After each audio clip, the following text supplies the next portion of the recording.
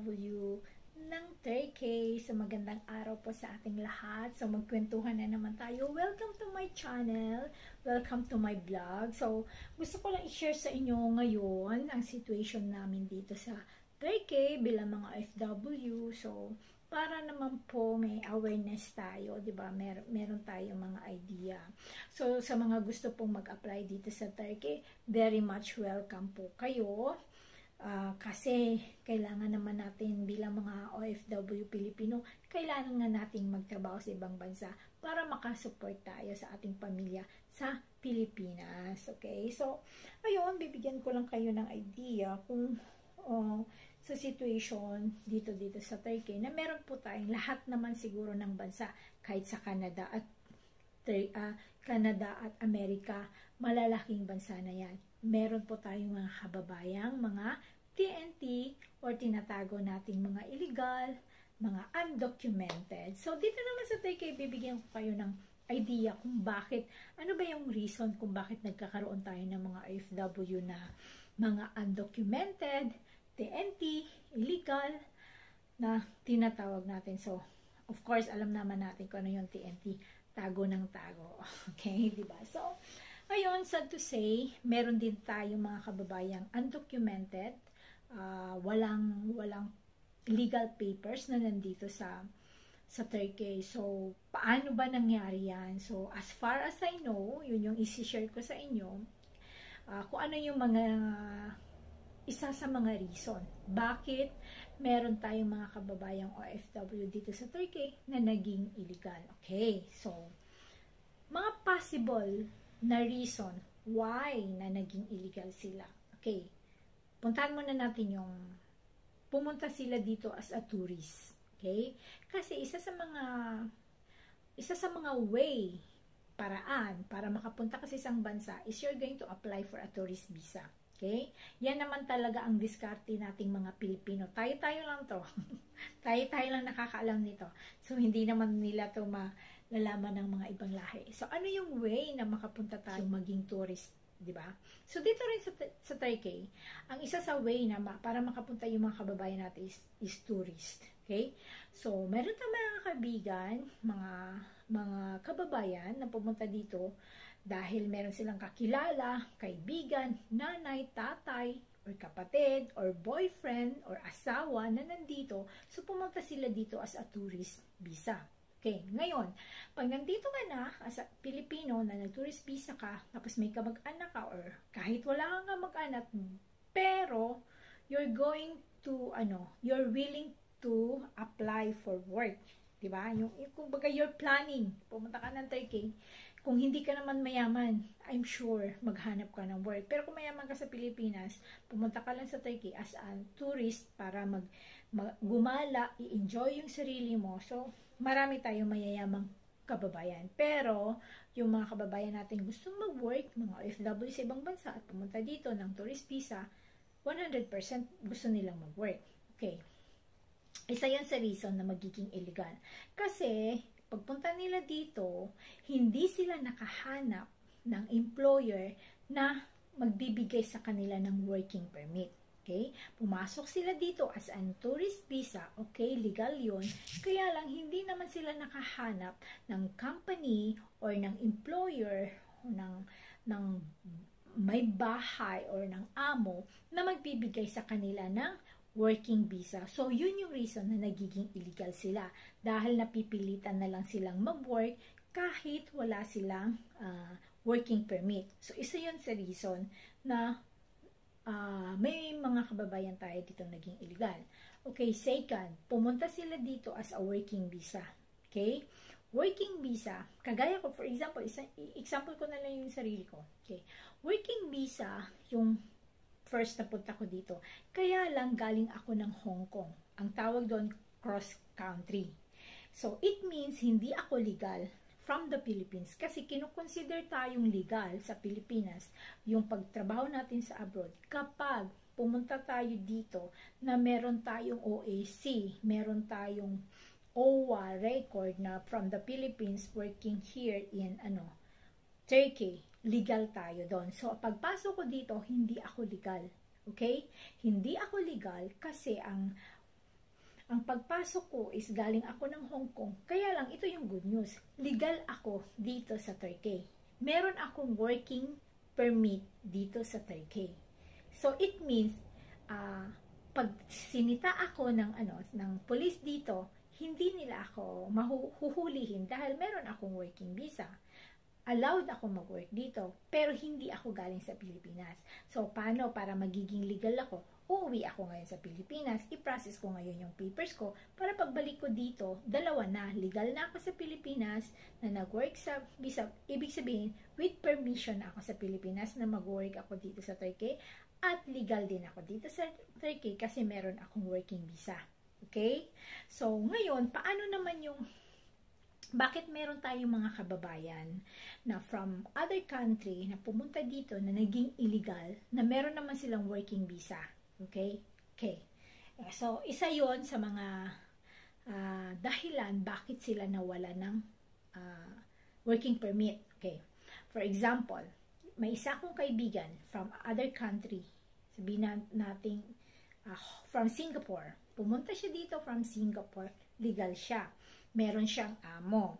Ngayon, yung amo niya, first amo niya is na nagdala sa kanya dito is hindi sila nagkaintindihan kasi nga kumbaga may attitude. May attitude yung amo niya or yung alaga niya, parang ganun. So 1 year lang siyang nag-work, legal siya doon ha. 1 year siyang nag-work sa amo niya, legal. After 1 year, umalis siya. Lumipat siya ngayon ng bagong amo. Ngayon, ang bagong amo na nalipatan niya, hindi siya binigyan ng working permit. Okay? Take note, hindi siya binigyan ng working permit. Legal ba siya or illegal?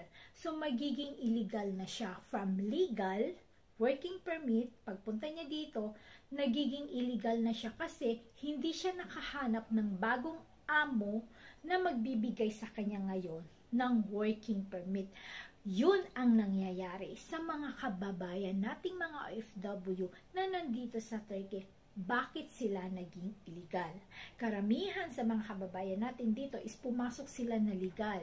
Meron silang mga papers. Kaya lang, nung lumipat na sila sa ibang amo, hindi na sila binigyan ng working permit, ng visa. Okay, ano ang reason bakit hindi sila binigyan? Number 1, mahal po ang pag-process ng working permit dito sa Turkey at mahal din po ang hingi ng mga agency sa mga amo.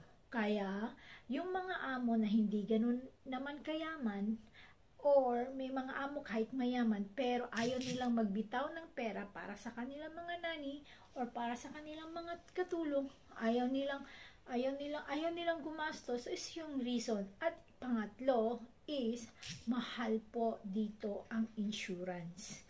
Kasi lahat po ng mga workers dito, pag legal ka, meron po talagang insurance. Kasi alam ng government kung gaano ka-importante po yung insurance sa manggagawa. Kailangan talaga insured, lalo na sa ating mga foreigner dito sa Turkey, kailangan insured tayo while working. O diba, sila mismo, ang government mismo nila is na-appreciate kung gaano kahalaga yung magkaroon tayo ng insurance. Kaya lang yung ibang amo is ayaw nilang gumastos kasi nga mahal ang insurance. So, ang nangyayari, nagiging illegal ang mga kababayan natin. So, kasalanan ba ng mga kababayan natin? Of course, hindi. Hindi nila kasalanan, nagiging illegal sila. Mabiblame ba natin yung mga amo? Yes, parang ganon. Naging illegal yung mga kababayan natin dahil sa amo. 'Di ba? Mga ganon. Pero mapipilit ba natin sila? No, hindi natin sila mapipilit. Kasi wala naman tayong karapatan para pilitin natin yung mga amo. Not unless, aalis na lang tayo. Kung ayaw tayong papilan ng mga amo natin na nilipatan natin, umalis na lang tayo at maghanap na lang tayo ng amo na willing magbigay sa atin ng working permit. So, hindi po ganun talaga kadali ang mga buhay namin mga OFW dito sa ibang bansa. Hindi lang dito sa Turkey, maging sa ibang bansa. Napakahirap po. Kung alam lang ninyo na akala ninyo pag makapunta na kami dito sa ibang bansa is ganun na lang, okay na, safe na kami, free na kami, sasahod na kami. Hindi po ganun. Nakikipaglaban pa rin po kami sa aming karapatan na maging legal. Pinipray, kailangan po i-pray talaga namin. At yun yung kailangan namin sa inyo dyan sa Pilipinas. Yung mga kamag-anak namin, anak, kapatid, asawa, magulang, ipag-pray nyo po kami na yung magiging kapalaran namin dito is maging maganda. Kasi ang iniisip niyo pag makapunta na sa abroad, okay, sasahod na yan. Wala na yung problema yung mararanasan, wala na yung problemang ma-encounter. No, maling-mali po kayo. Maling-mali po kayo yung mga ano natin sa Pilipinas. Pag tungtong po namin dito,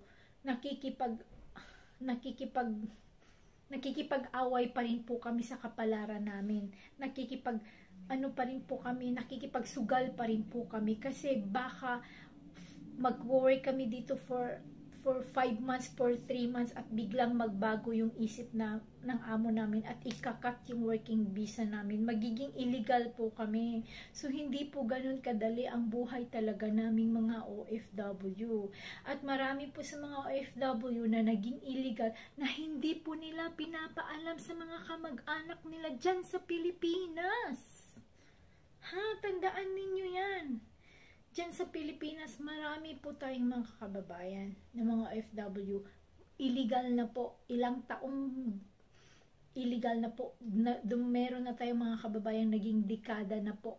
Kaya hindi po sila basta-basta makauwi. Dahil illegal na po sila. Kaya wag po ninyong isipin na kapag nakapasok na kami dito sa ibang bansa, hayahay na yung buhay namin. My gosh! Hindi po totoo yun.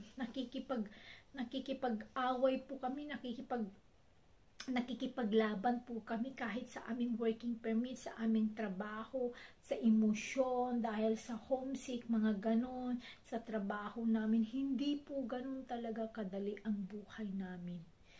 So, sana ngayon, sa makakarinig, ikaw kung isa kang OFW na naging illegal, you can share this video para malaman ng mga kababayan natin sa Pilipinas na kung gaano kahirap ang na-experience natin dito sa abroad. Pero hindi lang natin pinagbigay alam sa kanila dahil ayaw nating mag-worry kayo. Pero dapat malaman nila ang totoo. Okay, mga kababayan, dapat malaman ng mga kamag-anak natin sa Pilipinas na hindi ganun kadali ang buhay nating mga OFW kapag mag-work tayo sa Pilipinas. So, sana marami pang reason kung bakit tayo nagiging illegal. Okay? So, yun lang yung pinaka-basic. Konti lang yun. Meron pa sabihin mo 20 reasons. Yes, we have 20 reasons bakit naging illegal ang mga OFW. So, yan lang po muna ang pag-uusapan natin. So, I hope meron kayong na-learn na lessons sa vlog nating ito at saka nagkakaroon kayo ng idea kung gaano kahirap ang buhay naming mga OFW. Kaya mahalin po natin ang ating mga kamag-anak na OFW, maging nanay man yan natin, anak, kapatid, at asawa. Thank you so much po. Maraming salamat sa panonood ng ating vlog for today. And sana, kung hindi pa kayo nakapag-subscribe, please do subscribe, like, and comment. Thank you for watching and may the Lord God bless us all. Bye!